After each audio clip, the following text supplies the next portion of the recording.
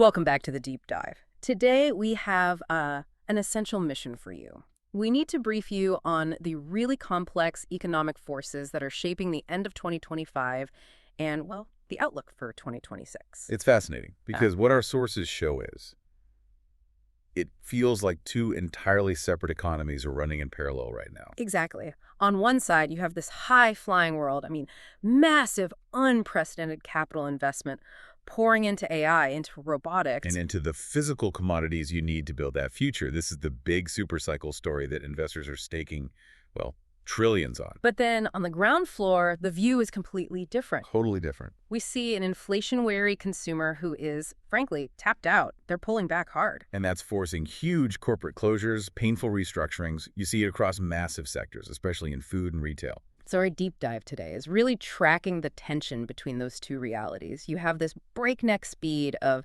technological acceleration running headlong into the financial strain of right now. Okay, so let's unpack that high-flying side first. The AI engine is it's running red hot, and it's fueled by enormous private capital. We just saw SoftBank complete its massive, and I mean massive, $40 billion investment commitment to OpenAI. That's a staggering figure. And, that number only tells half the story. How so? Because SoftBank isn't stopping at software. They also went and bought the data center investment firm DigitalBridge for $4 billion. So they're buying the physical infrastructure. Exactly. Yeah. They're serious about owning the concrete, the steel, the wires, everything needed to power that $40 billion bet in AI. This is why the boom isn't just, digital phenomenon. And that immediately connects to the global commodity markets. It has to. It forces prices up dramatically. Yeah. So if you're building out all these data centers, all that power, all that cooling, what are the biggest beneficiaries? What materials are we talking about? Copper and silver. They are essentially the physical backbone of this whole electrification era. Right. They benefit from EVs, from renewables, sure, but the sheer demand from data centers is just off the charts. Copper's on pace for its best year since 2009. It hit a record high. What was it, $12,960 per metric ton? It's up 41% for 2025. And silver's performing even better, isn't it? Oh, absolutely. Silver's up 158% for the year. It hit $80 an ounce at one point. And that demand is heavily driven by industrial use, solar panels, electronics. So the key insight here is that the biggest new economic cycle, AI, which feels so ethereal, so digital, is fundamentally dependent on the oldest economic cycle there is. Mining and consuming raw materials. Yeah. We are literally wiring the future with the path, and that demand is pushing costs up everywhere. Okay, so zooming out a bit to the next stage of AI hardware, robotics. We saw the Unitree G1 humanoid robot, KOAD, actually weigh in on the AI bubble debate. And what did the robot say? It gave that classic, very diplomatic answer, only time will tell. Well, it's a good reminder from, I think it was the RoboStore CEO, that the robotics era is still very much in the prototyping stage. Right, despite all the headlines. Yeah. These Unitree models, they range from, about $9,000 all the way up to almost $130,000. It's a sign of immense future investment, for sure. But the physical tech is still maturing. It's not fully scaled yet. And speaking of that immense wealth being created, here's where that high-tech investment cycle slams right into political reality. Okay. California Representative Ro Khanna, he recently embraced a proposal for a one-time 5% wealth tax on billionaires' assets. Right, and that was to shore up the state's healthcare budget specific. Exactly, but it created a huge backlash in Silicon Valley. And we have to understand why. The sticking point is that the tax would apply to unrealized gains. Okay, so let's break that down for you listening. This means taxing the paper value of stock that hasn't been sold yet. Precisely. So say a billionaire's portfolio theoretically gained $10 billion in value last year. If they haven't sold that stock, they don't actually have the cash in their bank account to pay a $500 million tax bill. Exactly. They would be forced to sell shares, often illiquid shares, to cover a tax on wealth they haven't physically received. So key tech leaders are, well, they're openly threatening to leave the state over this. It's a fascinating tension. The public sector trying to capture some of this, seemingly effortless wealth to solve social problems. And the creators of that wealth instantly mobilizing to protect their capital. So it's clear the future is being built with some very expensive copper and silver, but who's going to pay for it? And that question brings us sharply down to the ground floor. Where the average consumer is struggling. Yeah, just to afford daily necessities. So let's pivot to that ground level reality. 2025 was a year of reckoning for the restaurant industry. A total reckoning, you could say. The data from Black Box Intelligence shows U.S. restaurant traffic fell every single month in 2025. Every month. Every month, except for a tiny bump in July. This tells us consumers are either eating at home or they are aggressively chasing deep deals whenever they do go out. The discretionary income just isn't there anymore. And the wave of closures that resulted is, frankly, it's shocking. Starbucks, for instance, announced a $1 billion restructuring plan. That includes closing roughly 500 North American locations. And that's just the high end. Wendy's is closing a mid-single-digit percentage of its U.S. restaurants. And that's after closing 140 in 2024. Right. Denny's announced 70 to 90 closures. Jack in the Box is aiming for a huge range, something like 150 to 200 closures. This isn't just a tough quarter. It's a full-blown industry contraction. So if the consumer is pulling back, how do these companies fight back? It seems like it forces them to embrace the one thing they can control. Automation. Technology, yeah. Exactly. We see firms investing in tech not for novelty, but for pure survival. They need efficiency, speed, and cost reduction all at once. And you see that with companies like Chipotle and Cava? Absolutely. Chipotle invested $25 million, Cava up to $10 million. Yeah. They're heavily funding Hyphen's automated make lines. So what's the financial selling point there? These systems must be expensive. They cost between $50,000 and $100,000, but they promise an ROI in under a year. Wow. Because they solve two fundamental problems: speed of service and waste reduction. The tech tracks ingredients down to the gram, perfect portioning every time. And in an inflationary environment, that drastically reduces food waste. This is AI and robotics solving an immediate existential crisis. So while some companies are successfully using AI in the kitchen, Apple is, well, they're struggling to deploy it in their flagship product. They failed to launch that highly anticipated generative AI update to Siri in 2025. So the pressure for 2026 is just immense. Oh, the whole market is betting on this elusive iPhone supercycle.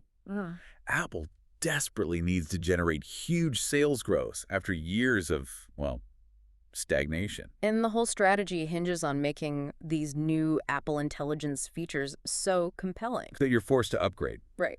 You have to buy an iPhone 15 Pro or better just to use the AI if that launch is a flop, or even if it's just good enough. So it could stall the whole market. The whole AI-driven consumer hardware market, yeah. Meanwhile, other giants are moving fast. Meta acquired Menusi, an intelligent agent firm. The deal was reportedly worth over $2 billion. And that's specifically to boost automation across their products. They're trying to integrate intelligence everywhere. And amidst all this growth, you still have regulation as a constant headwind. Always. Disney, for example, settled child privacy allegations related to YouTube for $10 million. And that settlement requires them to implement a formal program to comply with COMACA, the Children's Online Privacy Protection Act. It's a reminder that compliance, especially with data privacy for minors, is a major financial risk. Okay, so let's switch gears. We're moving from corporate balance sheets to the personal balance sheet and the debt struggle facing millions of Americans. Right. Let's start with student debt, because here we're seeing relief efforts colliding with some pretty serious operational problems. There is a genuine pocket of good news here, though. The success rate for discharging student loan debt in bankruptcy has jumped dramatically. It's at 87% now. And that's up from, what, 40% in 2007? Exactly. And it's thanks to updated administration guidelines. They've streamlined it to a 15-page form.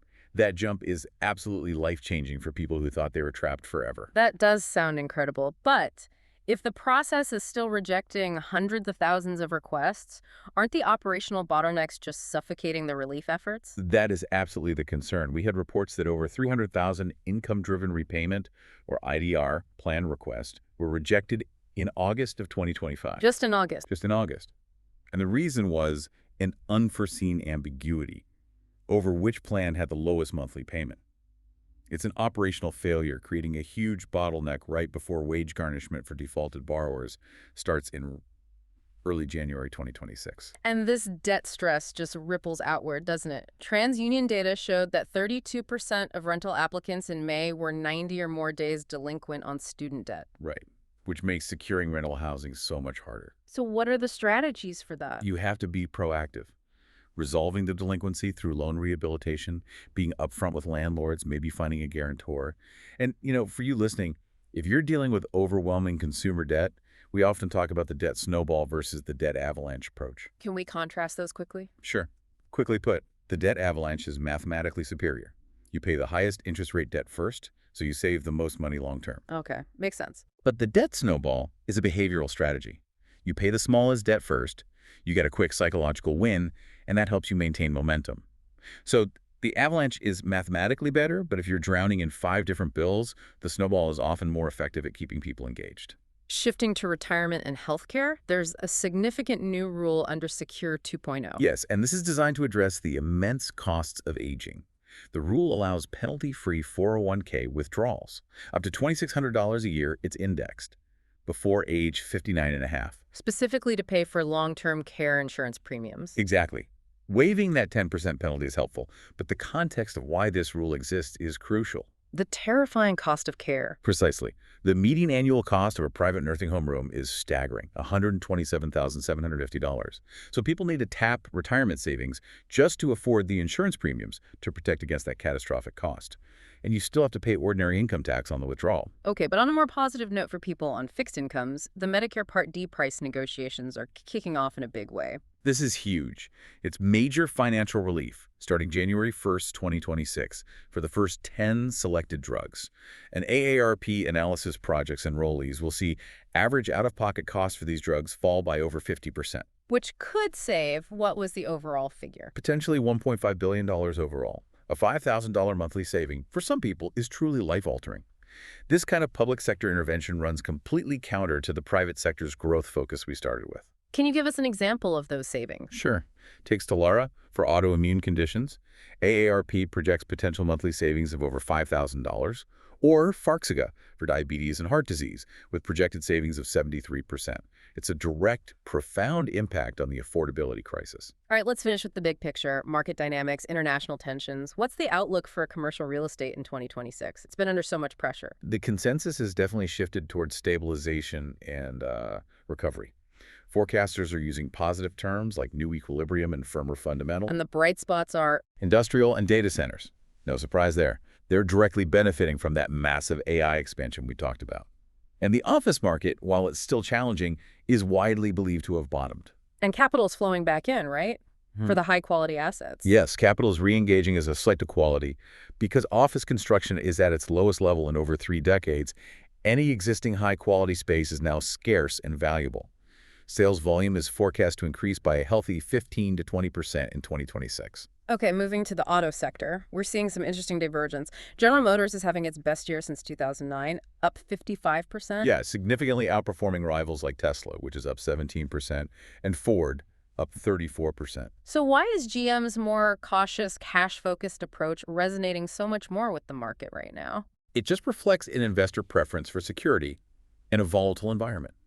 GM's performance comes down to strong cash generation, aggressive stock buybacks, and benefiting from a relaxed U.S. regulatory environment. It's a very safe, cash-focused approach, and right now, investors are rewarding that stability over sheer speculative growth. Now, wrapping up the domestic economy, the Fed's December 2025 rate cut to 3.5%, 3.75%. That was surprisingly divisive. It was a highly contentious 9-3 vote. That indicates deep caution about the economic path forward. They were debating the balance between upside risks to inflation. From tariffs, partly. Right, from tariffs, and the downside risks to employment. So what were those three dissenters so worried about? Was it the tariffs pushing inflation back up? It was both. The dissenters were worried that high tariffs could keep prices sticky, and they likely felt the majority was cutting too quickly. They wanted more certainty. Ultimately, the majority judged that more cuts would be appropriate if inflation keeps declining, but that large dissent, it signals genuine nervousness. And finally, let's turn our attention globally. These claims about an alleged drone attack on President Putin's residence, that's raising tensions. It is, especially given the contradictory nature of the claims. Russia's Foreign Minister Lavrov alleged Ukraine fired 91 drones. And Ukraine's President Zelensky immediately called it a complete fabrication. Right, aimed at undermining peace negotiations. Any instability involving a major nuclear power introduces immediate volatility risk to commodity markets, especially oil and gas. And the most complex wrinkle is President Trump's reaction. He appeared to side with Russia. Saying he was very angry about the alleged attack. Which Further complicates the Western stance, yeah. And at the same time, the U.S. is applying targeted pressure elsewhere through sanctions. Right. The U.S. sanctioned 10 individuals and entities in Iran and Venezuela tied to the weapons trade Iranian drone sales, chemicals for ballistic missiles. These actions just underscore that persistent geopolitical risk, even as domestic markets try to focus solely on the AI boom. So as we move into 2026, we've really explored two completely different economies running in parallel. We have. You have the unprecedented, robust, AI-driven corporate investment boom that is driving up commodity prices. And then you have the consumer sector just fighting for affordability, which is leading to this mass corporate restructuring. The picture really is bifurcated. You see massive private capital investments from SoftBank, Meta. All that AI infrastructure And coinciding with these major essential public efforts to mitigate financial distress at the individual level. Medicare savings, bankruptcy relief. The economy is highly energized at the top and, well, struggling at its core. So we've established that the AI boom is the primary driver for everything from record copper prices to the automation happening in restaurant kitchens. Right. So here's something for you to think about. Given Apple's delayed launch, what happens to the global economic balance if their supercycle AI debut in 2026 is merely good enough? Not the groundbreaking, market-moving breakthrough investors need. Exactly. Will that AI infrastructure investment, the thing that has buoyed the entire commodities market, will it sustain itself without the massive consumer hardware upgrade cycle everyone is betting on? That's a billion-dollar question, isn't it? Something to think about as you prepare for the new year.